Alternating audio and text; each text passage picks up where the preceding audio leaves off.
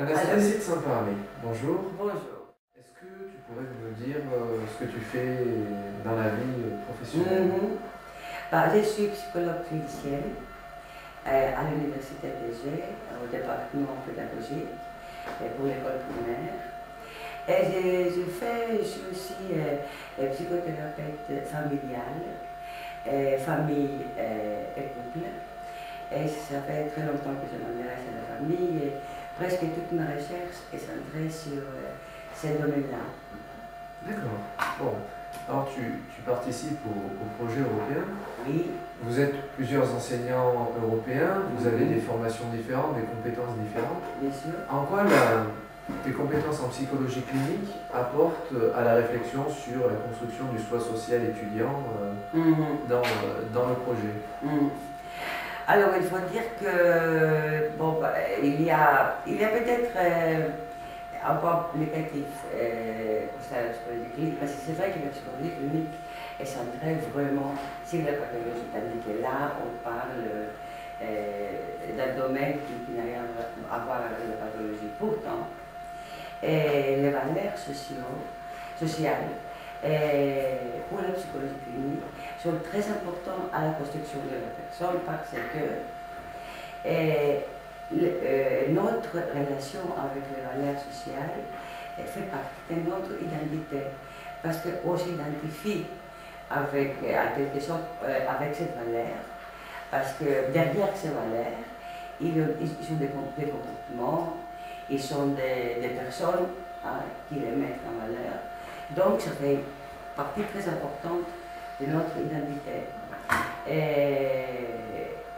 Ils nous disent, par exemple, jusqu'où on peut aller, nos limites, nos relations avec tout ce qui est avec notre famille, que ce soit la famille nucléaire ou la famille identique, toutes nos relations avec la société en général. Donc c'est un facteur, ce n'est pas le seul facteur, mais c'est un facteur très important dans la construction de la personne et dans la façon dont on arrive à se voir soi-même, finalement, à former son identité. D'accord. Alors, je te coupe juste une seconde. Je pense que... Voilà, donc la dernière, c'est ça sur les valeurs culturelles. Alors, Anastasie, dis-moi, en quoi des valeurs culturelles différentes vont être capables de permettre une construction du soi social étudiant aux étudiants européens à l'heure actuelle?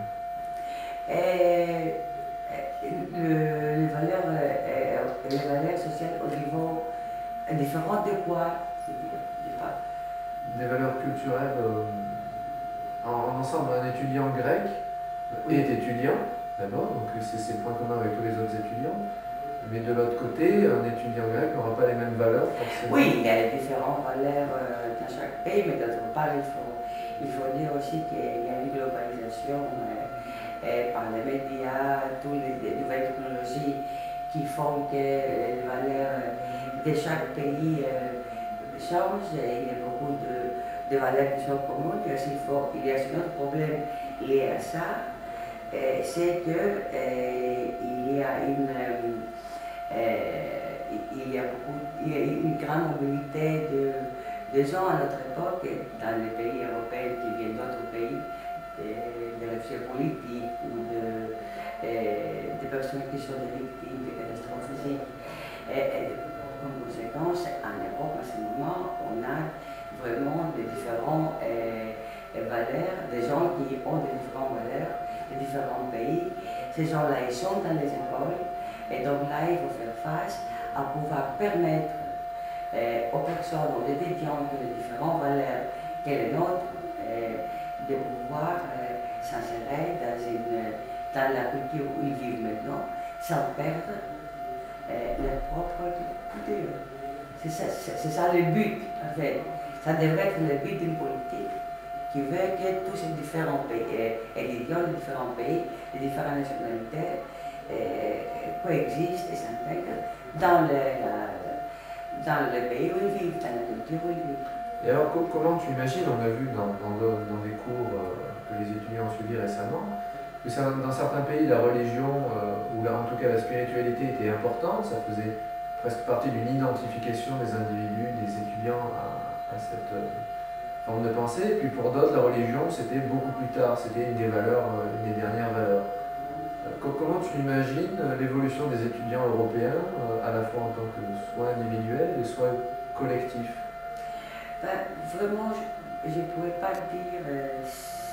Je pense qu'à ce moment, c'est une hypothèse, qu'on va vers une homogénéisation, je veux dire une unification, parce qu'il y a moins et moins de caractéristiques qui sont différentes. Donc une globalisation en quelque sorte.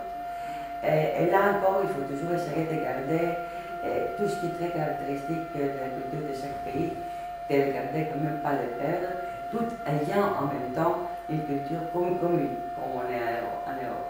Est-ce qu'il serait possible alors d'avoir un étudiant européen, riche de sa propre culture, apportant sa propre forme de pensée, mais surtout un individu qui soit un par rapport aux autres, que tous forment un seul étudiant? Ah, c'est le but, ça.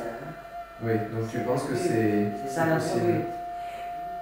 Oui, c'est possible, mais c'est pas le temps comment le faire. C'est-à-dire qu'il faut beaucoup de travail, mais ça devrait être le but.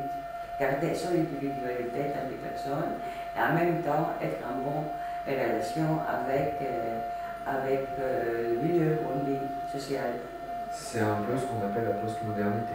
La postmodernité. Donc tu as été une des rédactrices du livre qui va sortir bientôt, Éduquer en Europe à l'heure de la postmodernité. Oui. Anasthésie de Saint-Paré, merci beaucoup. Je vous en prie. Merci de m'avoir invité. Et puis, à très bientôt. À très bientôt, bien sûr.